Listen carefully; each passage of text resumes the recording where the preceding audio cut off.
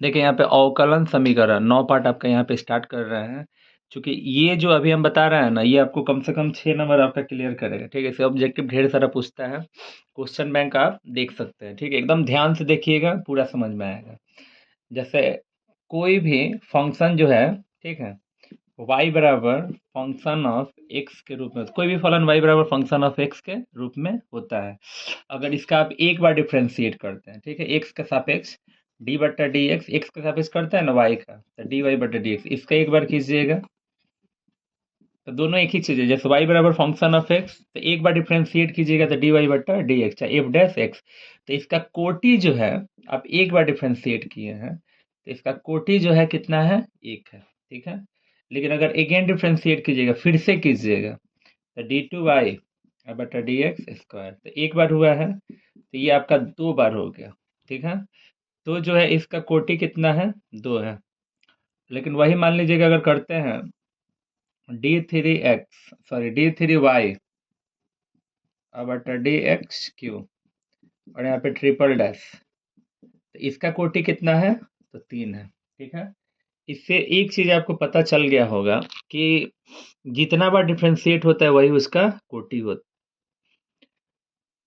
जैसे मान लीजिए कि यहाँ पे दिया है डी चार वाई डी एक्स का पावर चार। अगर आपसे पूछा जाए कि इसका कोटि कितना है, तो इसका कोटि कितना है आपका? चार है, ठीक है? इतना आपको समझ में आया होगा। जब बात घात का होगा ना, तो उसी के घात को जो सबसे अधिक बार डिफरेंशिएट होता है उसका कोटि होता है, और उसी के घात को हम लोग घात कहते हैं, ठीक है? जैसे मान लीजिए कि क्वेश्चन यहाँ पे दिया है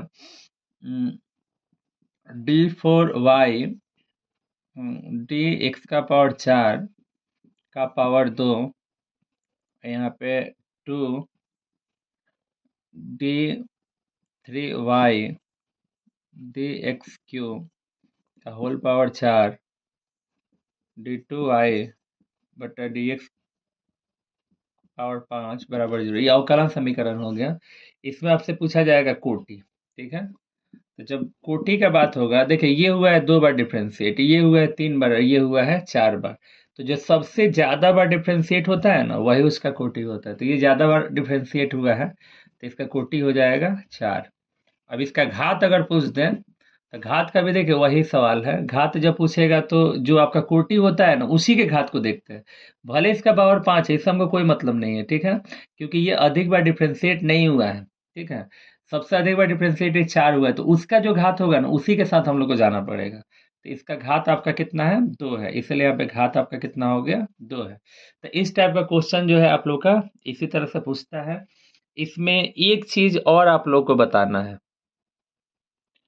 इसमें एक और हम बता रहे हैं। जैसे कोई भी अवकलन समीकरण आपका अगर दिया हो, सपोज कीजिए जैसे दिया है d four y d x का पावर चार पावर दो प्लस कॉस डी वाई बट्टा डी एक्स प्लस पाँच बराबर जीरो, ठीक है? अगर इसमें आपको कोटि पूछा जाएगा, तो कोटि ये चार बार डिफरेंशिएट हुआ है, कोटि यहाँ पे चार हो जाएगा। जब आपसे घात पूछा जाएगा, तो यहाँ पे एक चीज यहाँ पे आपको गौर करना है। गौर आपको यही करना है कि जब त्रिकोणमितीय निष्पत्ति हो, कभी भी डिफरेंशिएट हम लोग थीटा का नहीं करते हैं। आप पढ़े हैं, जैसे मान लीजिए हम भी बताए थे कि डी कॉस एक्स बट्टा डी एक्स, तो डिफरेंशिएट आप एक्स का थोड़ी कर रहे हैं, कॉस का कर रहे हैं। कॉस के लिए ना आप लिखते हैं माइनस साइन, एक्स है तो एक्स लिखते हैं। तो डिफरेंशिएट आप यहाँ पे त्रिकोणमितीय निष्पत्ति का करते हैं, ना कि थीटा का करते हैं, ठीक है? लेकिन यहाँ पे थीटा का डिफरेंशिएट किया है, तो एक बार समीकरण को अच्छे तरीकों से हम लोग देख लेंगे, जो भी क्वेश्चन दिया होगा। अगर वो डिफरेंशिएट अगर वो थीटा का अगर किया होगा, सपोज कीजिए, ठीक है? तो आप समझ जाइएगा कि कोटि के लिए उससे कोई मतलब नहीं है। लेकिन जब घात का बात आएगा, तो उसको लिखेंगे कि ये परिभाषित नहीं है, मैंने क्या है? अपरिभाषित है, अपरिभाषित है। अच्छा, आप लिख सकते हैं कि परिभाषित नहीं है, इन्फिनेटिव करके लिख सकते हैं। तो इस तरह से करके आप समझ सकते हैं। यहाँ पे 9.1 अभी हम आपको जस्ट क्लियर कर देते हैं, ठीक है? और इसको आप अच्छे से क्लियर ही कर लीजिएगा, और यहाँ से ऑब्जेक्टिव आपका कंफर्म हो जाएगा। देखिए यहाँ पे आपका 9.1 स्टार्ट किए, एकदम सिस्टमैटिक बता रहे हैं, कोई प्रॉब्लम नहीं होगा आप लोग का। ठीक है, जैसे पहला क्वेश्चन अब देखिए, पहला क्वेश्चन दिया है d4y dx⁴ plus sign y triple dash यहाँ पे बराबर 0। तो सबसे पहले इसमें कोटि और घात दोनों पूछा है। ठीक है, तो आप ये देखिए कि ये सबसे पहले 3 बार डिफरेंशिएट कर रहा है कि हम 3 बार किए हैं, लेकिन तो खुद गलत बोल रहा है। क्यों? क्योंकि कभी भी थीटा का डिफरेंशिएट नहीं होता है। ठीक है, तो खैर इसको हम घात में निपट लेंगे। ये देखिए 4 बार डिफरेंशिएट होता है, जैसे कि आपको पता है कि जो सबसे ज़्यादा बार डिफरेंशिएट होता है वही आपका कोटि होता है। ठीक है, तो ये 4 बार डिफरेंशिएट हुआ है, तो आपको दिख गया है कि इसका कोटि कितना है, 4 है। ठीक है, तो सबसे पहले जब एक नंबर आप बनाइएगा, तो एक नंबर क्वेश्चन में आप लिख रहे हैं, कोटि को लिख रहे हैं कितना, 4। अब बात जब घात का होगा, ठीक है, तब देखिए खुद वो जब एक बार समीकरण को अच्छे से देख लीजिएगा, अगर त्रिकोणमिति का अगर थीटा का डिफरेंशिएट किया होगा ना, तो घात में आपको लिखना है परिभाषित नहीं है, माने क्या है, अपरिभाषित है। ठीक है, अपरिभाषित है, यानी आपका इन्फिनिटिव हो जाएगा। तो ये आपका एक नंबर हो गया। तो उसी तरह से यहाँ पे हम लोग 2 नंबर देखेंगे। ठीक है, 2 नंबर को ध्यान से देखिए। तो 2 नंबर देखिए, देखिए ये सिर्फ y है और ये y डैश मैंने एक बार डिफरेंशिएट किया है, तो इसका कोटि कितना है, 1 हो जाएगा। यानी कोटि के रूप में हम लोग 1 लिख देंगे। अब बात घात का होगा तो उसी का घात देखते हैं, तो कुछ नहीं, तो घात कितना है, 1 है। तो कोटि भी 1 है आप लोग का और घात भी 1 है। इसमें आइएगा, तो इसमें आप खुद देखिए कि ये सिर्फ एक बार डिफरेंशिएट हुआ है और ये 2 बार हुआ है। तो जो ज़्यादा बार होता है वही ना कोटि होता है, तो इसका कोटि 2 हो जाएगा। उसी का घात देखेंगे, कुछ नहीं तो उसका घात कितना है, 1 है। इसका कोटि 2 और घात 1 हो जाएगा। 4 नंबर क्वेश्चन देखिएगा, ये 2 बार डिफरेंशिएट हुआ है और देख लीजिए फिर से थीटा का ही डिफरेंशिएट किया है। ठीक है, तो कोटि तो आपका 2 हो जाएगा, घात हम उसका नहीं उठाएँगे, इसलिए नहीं उठाएँगे ना, क्योंकि त्रिकोणमिति के थीटा का यहाँ पे डिफरेंशिएट किया है और आपको पता है कि थीटा का डिफरेंशिएट नहीं होता है, क्योंकि उसमें त्रिकोणमिति निष्पत्ति नहीं था, इसमें है। तो इसलिए कोटि तो 2 हो जाएगा, लेकिन जब घात का बात आएगा तो परिभाषित नहीं है। ठीक है, इसमें देखिए त्रिकोणमिति निष्पत्ति का डिफरेंशिएट नहीं किया है, तो उतना अब टेंशन नहीं है।